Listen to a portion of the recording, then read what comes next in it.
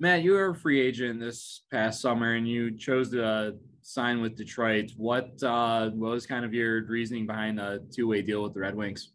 I think just seeing the depth they have on the right side is not the strong with a lot of right wingers, and I think I just like how they are. I think I've talked to Steve a few times before deciding where to go, and just the mentality he had, watching him and what he did with Tampa and what he does now with Detroit, I think was key. And seeing what Benny does down here as a coach and a development guy, I think at 25, I'm in that range of still can crack an NHL roster, and I think coming down here and getting used to him for his knowledge and expertise is one of the key things that also brought me here. So I think overall, just from a top down, from NHL to AHL, I think it's a top class organization. As you're coming in your first game in a new organization, were there nerves kind of to prove yourself? What's the mindset kind of like to establish yourself in the lineup here? Yeah, I think there's always coming to a new team and new place. Like you want to set the tone with what you can bring, and I think what parts of my game are pretty good, but I think coming tomorrow it's got to be a lot better, and I gotta bear down some more chances there. But I mean, I think for a first game with some new guys, it's not bad, but got to build on it and got to get a win. After that big hit on Berggren in the second period, you responded with a big power play goal. Was there a little something extra? Did that mean a little bit more, or is that just kind of business as usual for you? No, I think that hit was just such a bad play. Like, you know what? I just don't think like how he says he should have his head up. I don't know how you expect anybody to see that. So I think that hit's just a joke. And I think, I think you saw when I scored there, I down their bench because I think that's a dirty hit on one of our best players. And I think, if the league's going to allow that to go down, like it's a joke. So, I mean, we'll leave it to them. That's all I'm going to say about it. But I'm not happy with that hit at all. Coming down from Detroit, so after preseason, you had a pretty successful preseason and training camp. What kind of feedback did Detroit give you when coming here to Grand Rapids? It was go down, play your game. I have some stuff to improve. I feel that myself, and I talked to Steve and Sean, and it sounded really good. Actually, I wanted to come down. I want to bring my game to Detroit, and I feel like I can start here and develop my game here. I don't want to be up there and survive. I want to be the best me over there, and of course, it's not going to take one game. It's going to take time, and right now I'm here. I want to win with this team, and we have some stuff to improve. What about you personally in your game have you noticed since preseason and especially tonight that you specifically want to work on? It's like everything goes a lot quicker here. You need to be head up all the time. You want to, sometimes it's okay to just chip out the puck, and that's a big difference from Sweden. You want to keep possession there. I think that's the biggest thing. Of course, I want to be better defensive, be harder. I want to develop my offensive game as well. And I feel like this is the best place to do it. Now, how are you? There's a lot of expectation on you coming into this season. How are you managing that pressure? Is it something that you're really focused on, or you're aware of, or is it really not affecting you too much right now? Of course, I have expectations. It's hockey, but I'm 19 years old and I love playing hockey, and that's what I'm keep going to do. If it takes a longer time to go up there, it's how it's supposed to be. I want to still be better, develop more here, and want to win games here as well. Today was a tough loss though, and I feel like we have a lot of things to improve my identity to play hockey.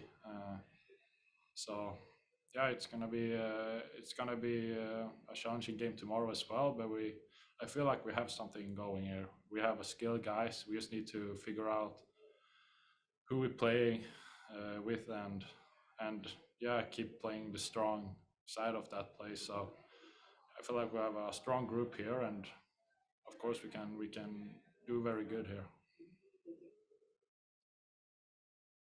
All right, next up we have Patrick Williams from the AHL.com. Yes, Simon, what are your impressions of Ben Simon and the coaching staff early on this training camp and now into the season? Really good, actually. He's a great coach. I don't know how many years he's been here, and yeah, it's a great coaching staff. They talk to us a lot that we need to improve on different stuff, and that's what we all feel. We need to find our identity. This is the first game we play together.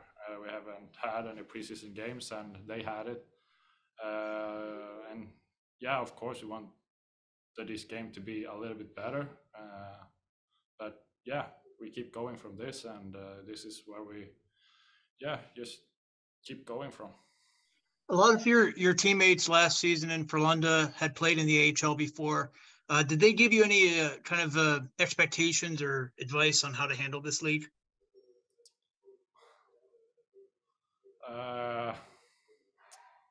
Actually, I can't remember. It was a long time I was in Sweden. I don't really remember, but yeah, it's, as I said, it's big difference from Sweden to AHL North Americans game in general, and it's gonna take time, especially for us European guys that comes from bigger rinks. So I feel like I don't have that stress to go up. I still young. I want to be the best me when I'm playing up there. And last thing, you mentioned you want to work on some of your offensive parts of your game. What are some of the specifics of that? I want to get the shot often. I want to make good plays, place my teammates in better spots, and yeah, we have some stuff to work on, and that's gonna be for the whole team. It's not gonna be on 1, 2, 3 players. It's gonna be a team thing, and we have practiced with each other for almost maybe 5 days, and yeah, for 5 days it's been good practice, and first game it's gonna be just keep going forward from this. So yeah, we start here. Great, thank you. Coming into the season, there's obviously a ton of expectation, a lot of it external from media and things like that regarding the rookies and a lot of the draft picks that we've got. How are you managing those players, your expectations for them versus kind of the external pressures that they'll be experiencing throughout this season? Well, that's a good question. It's a good point to bring up. If you couldn't hear that at home there, the question was essentially how to temper expectations from the fans as to what reality really is. And these kids were sent down to Grand Rapids on Sunday. We practiced Monday, Tuesday, Wednesday, Thursday. They're in the process of getting their own apartments here. 4 practices. These guys were together for a little bit longer, played an exhibition game together. So it's tough the way camp is set up, but that's no excuse. I can deal with sloppy play and being a little bit disconnected, but at the end of the day, we just didn't work hard enough and we didn't compete, and that just doesn't fly. Now, Edvinson previously mentioned to me about finding a team, kind of piggybacking off of that with what you see on paper and what you've seen so far. What kind of identity do you think this team would? Well, I think this team could potentially have a good blend of veteran leadership, some young, exciting skill, and a good combination that complements different ways. And I just think that it is an evolving puzzle. It's a work in process, and we knew it wasn't going to be we weren't winning a Calder Cup today, and it doesn't matter where you start, it matters where you finish. But we've got to recognize that we've got a little bit more work than we thought we did ahead of us. Yeah. Looking back at previous seasons, is there anything that you kind of want to approach the season differently as from a head coaching standpoint? I think every season's a little bit different in what it poses with where you are. I think as an organization as a whole with the NHL, I think as the demographic, the makeup of your team, and I think there are a lot of different scenarios that can hamper that. Injury, things can change. I get one phone call tonight. Detroit played tonight, and things could change. So it's tough to plan long term. You just have to be able to roll with the punches and go from there. Yeah, it's great to do. Good. Okay. Sure. All right. Next up is Andrew Rinaldi. Coach Janssen Berggren went out in the second period with that big hit in the corner from Josh Healey. If you had to chance to talk with the medical staff on have an update on his status or anything? I haven't talked to them. I knew in the second period he wouldn't be coming back. I saw Jonathan after the second period and just wasn't feeling well. So we'll obviously evaluate that tomorrow morning. Hope he feels better in the morning and just get some rest and see what tomorrow brings for him. Obviously, it's game one of the season, big mix of a bunch of different guys. What goals did you have coming into game one that you guys feel that you accomplished, and what do you feel kind of still needs adjustment after game one? Well, I thought our power play moved the puck around pretty well at times, and missing Berge is a big part of that. And honestly, I thought our PK was good. We gave up a 5-on-3 goal that if you were to ask Jussi if he'd want that back, he would want it back. It wasn't a great goal to give up in a 5-on-3. That's where we need that save. But all in all, I thought our special teams were okay. And obviously, we practice them every day this week. So a lot of good stuff there to build off of. Again, we're a little bit scrambly with systems, and just I think the first period we were on our heels a little bit, and we were going back with pucks. We talked about playing a little bit faster instead of skating your first 2 or 3 strides with the puck. We were kind of in mud a little bit and waited to get our feet moving, or we went back with the pucks, and now you're allowing teams to kind of get into their structure and get above you. Now you got to come through 5 guys. So I thought we did a better job in the second period. Obviously, that big power play helped tilt it for us a little bit in the shot department, but I still think all in all, we had to be way harder to play against. And, it's hard to assess after one game, but everyone wearing a winged wheel out there wants to know about Simon Edvinsson. I mean, he's out there playing penalty kill, power play, 5-on-5, big minutes. And again, it's just one game, but what's kind of been your assessment of him so far with the short time that you've had him? Very raw. He can skate. He's got elite skating ability. He's got elite hockey sense. He's going to be one hell of a hockey player. Tonight was one game, and we're going to try him in different situations with a 19-year-old kid. Again, getting acclimated to a different country, a different culture, a different size ice.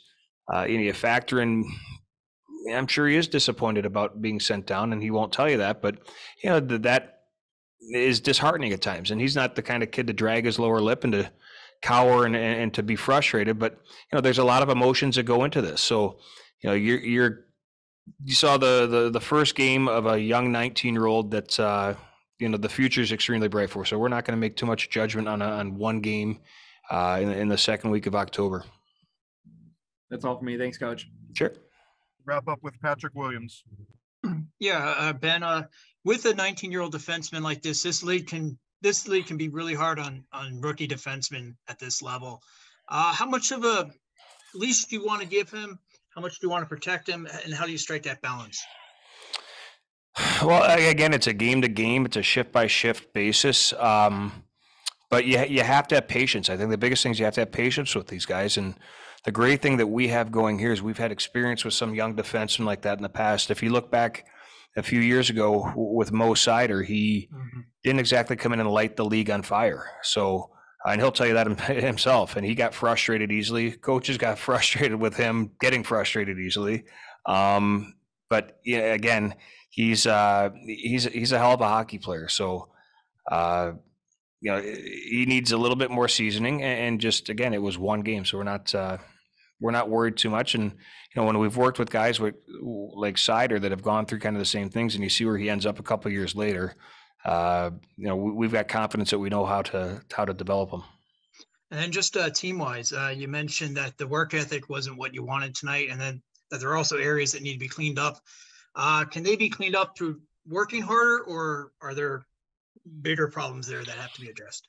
No, well, again, I watch it live as you guys do, and then we'll go back and watch it probably 2 or 3 times over, and then show what's best, what we feel is most important to show the best improvement tomorrow. But I think it's a combination of working harder and working smarter. It's difference of, we can come back in and work as hard as we want, but if we don't work smart, it's going to be a comedy of errors. And if we don't work hard and aren't smart, it just doesn't work out. So yeah, it's got to be a balance. And we'll look at the video and make sure that we're making corrections we need to make to give us a better opportunity tomorrow.